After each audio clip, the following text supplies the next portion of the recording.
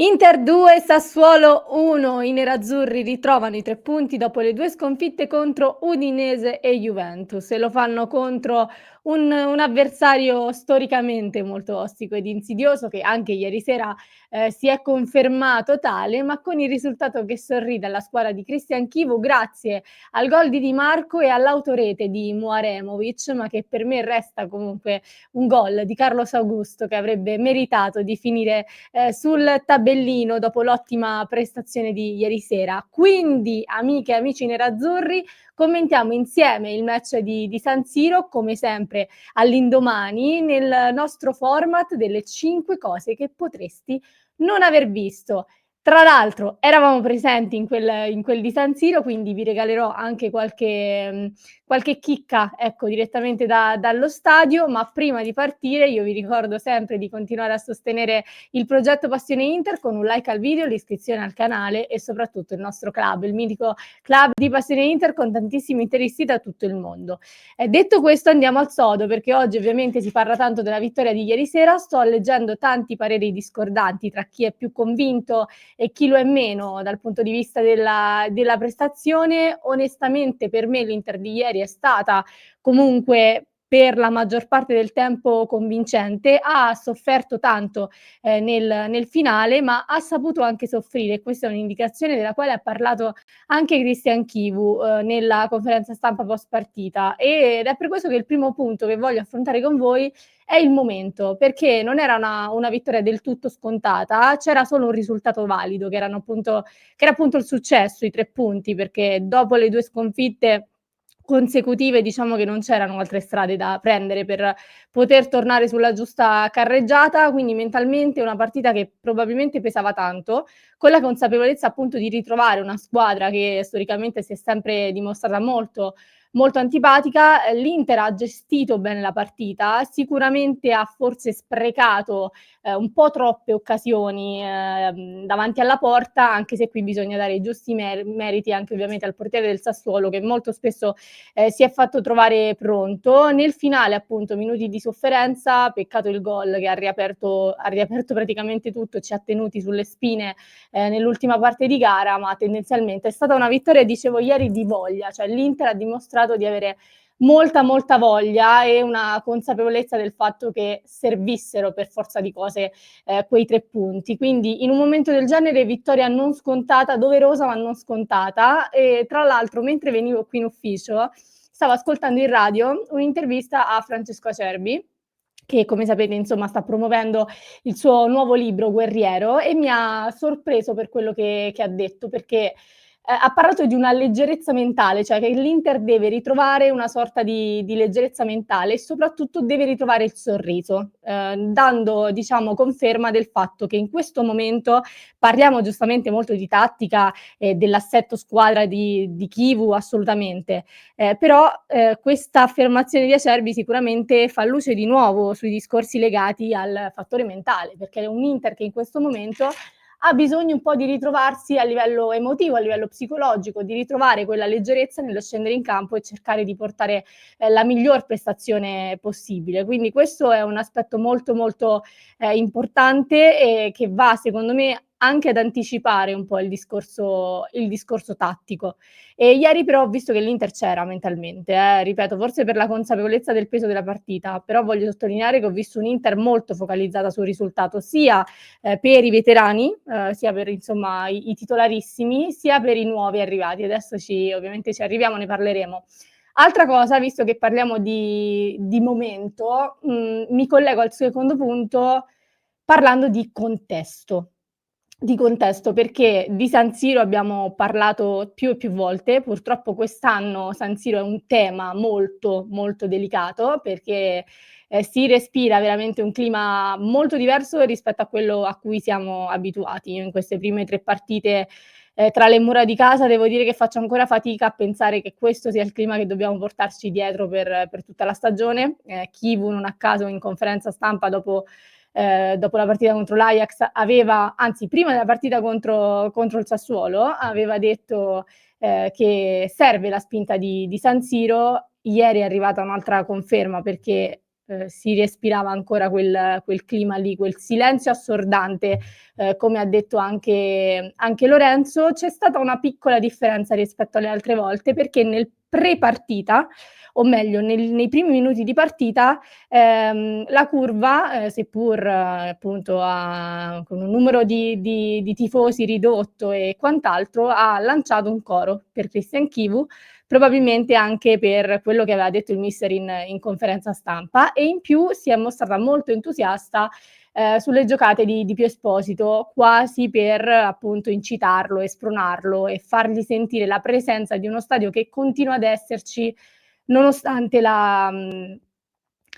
situazione. Io continuo a dire che per me è impensabile fare tutta la stagione in questa atmosfera, con questo clima, è veramente pesante. Ieri sono arrivati un po' di segnali, è stato un San Siro che ogni tanto ha accennato qualche coro, ma sempre molto, molto silenzioso. Quindi mi auguro, ecco, che pian piano nel corso della stagione ci si renda conto che per il bene della squadra prima o poi bisognerà tornare a cantare, a strillare, a dare supporto come siamo abituati. Però ecco, già il coro per Chivu e il coro per Pio Esposito, un minimo, sono stati un segnale positivo in un momento delicato. Detto questo, prima parlavo dell'aspetto psicologico, arriviamo però all'aspetto diciamo più tattico, ecco, perché ieri Chivu nel post partita ha parlato di assetto squadra e nel ovviamente elogiare la prestazione dei ragazzi, che è stata positiva, ha però sottolineato due aspetti che vanno migliorati, ossia il fatto di dover far girare il pallone con maggiore velocità e quindi trovare un po' più di fluidità e convinzione, e questo dipenderà anche molto dal fatto che si debbano ritrovare un po' i meccanismi e si debbano invece trovare un po' i meccanismi tra i vecchi e i nuovi, perché comunque ieri sera abbiamo visto anche nuovi volti in campo, e questo dipende anche un po' dal rodaggio, da quanti minuti verranno dati ai nuovi arrivati e quant'altro. E il secondo è sul fatto di attaccare meglio la profondità. Qui si apre un altro grande tema legato alle caratteristiche di questa rosa, le caratteristiche dei giocatori di questa rosa, però il fatto che Chivu ne abbia voluto parlare sicuramente ci dà anche indicazione di quello che vuole essere un po' il gioco, ecco, a cui vuole andare incontro Christian Chivu. Visto che siamo sul tema assetto squadra, nuovi, vecchi volti e quant'altro, due paroline per forza su quello che per me è il quarto punto di questo video, ossia di questo contenuto, ossia il fattore Sucic. Mi ha fatto molto sorridere Lorenzo che nella live di ieri che stavo recuperando lo ha definito un addomesticatore di palloni per i compagni.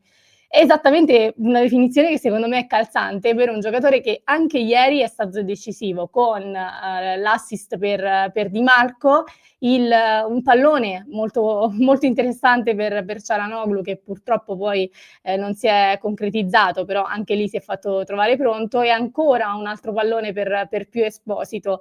tra l'altro nella posizione di Barella. Sucic ieri l'abbiamo visto giocare al posto di Barella, con Barella che è scalato dall'altra parte. Avevamo detto che con il Torino aveva fatto una prestazione migliore appunto da quel lato del campo, e io lo confermo, penso che quella sia la posizione adatta per Sucic, e penso anche che questo giocatore già nelle prime partite ci sta dando grande dimostrazione di quello che può dare a questa squadra tecnicamente e anche molto a livello di visione di gioco. Cioè Sucic è uno che, e l'abbiamo visto anche ieri, ha proprio degli spunti interessantissimi, già con la palla per Thuram, insomma, che avevamo visto alla prima ci aveva colpiti e non poco, continua a dare dimostrazioni di questo, quindi è un giocatore che oltre ad avere molta tecnica ha proprio una visione di gioco che secondo me può essere molto utile a questa Inter, proprio come spunti anche lì davanti, perché quello che è venuto a mancare un po' di Barella nell'ultimo periodo, è una cosa che ho sottolineato spesso, è proprio questa tendenza qui, no, dell'assist, del tiro da fuori area, una cosa alla quale ci aveva abituato per molto tempo Barella. Adesso sta, diciamo, calando un po' da quel punto di vista, ma stiamo recuperando in questo senso con Sucic, che può diventare veramente una garanzia sotto questo punto di vista. Quinto ed ultimo punto è relativo diciamo un po' generico, non voglio definirlo come come assetto difensivo, ma potremo parlarne, perché innanzitutto bisogna considerare le parole di Chivu di ieri sera. L'Inter subisce un altro gol e questo è un dato. 7 sono i gol incassati in questa stagione, tanti per una squadra come l'Inter, per una squadra che proprio l'anno scorso, insomma aveva, mostrato qualche lacuna dal punto di vista difensivo, che invece negli anni precedenti si era dimostrata una fortezza,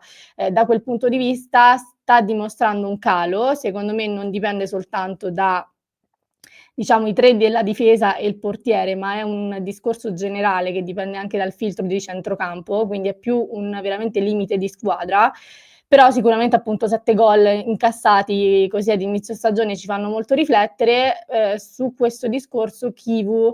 ha anche parlato del portiere, visto che è stato un tema di questi giorni. Nella conferenza stampa post partita, sull'alternanza tra Sommer e Martinez, Chivu ha detto che Sommer rimane il portiere numero 1 dell'Inter, ma che avremo modo di vedere Martinez molto spesso in questa stagione, e che qui devo dire che mi è piaciuto molto nell'affermazione che ha fatto, perché ha detto non bisogna aspettare per forza di cose dicembre, le partite di Coppa Italia, le partite, qui questa è una cosa che aggiungo io, però le partite forse con meno valore, tra virgolette, per dare modo a un giocatore di dimostrare, e quindi ecco, Chivu l'ha sottolineato, ci sarà un po' più di alternanza, rimane la gerarchia, ma non è una gerarchia rigida, è una gerarchia molto flessibile con Sommer e Martinez, che possono alternarsi, e questo è sicuramente un buon segnale in vista dell'Inter del futuro, ecco, perché serve comunque sapere quello che dovrà essere il futuro tra i pali nerazzurri, considerando che Sommer è in scadenza. Discorso trito e ritrito in questi giorni. Resto sulla difesa, perché ieri comunque sì, abbiamo visto Carlos Augusto sostituire degnamente, ma veramente degnamente, Alessandro Bastoni. Forse il migliore in campo per me Carlos Augusto, mi sbilancio e vi dico questa.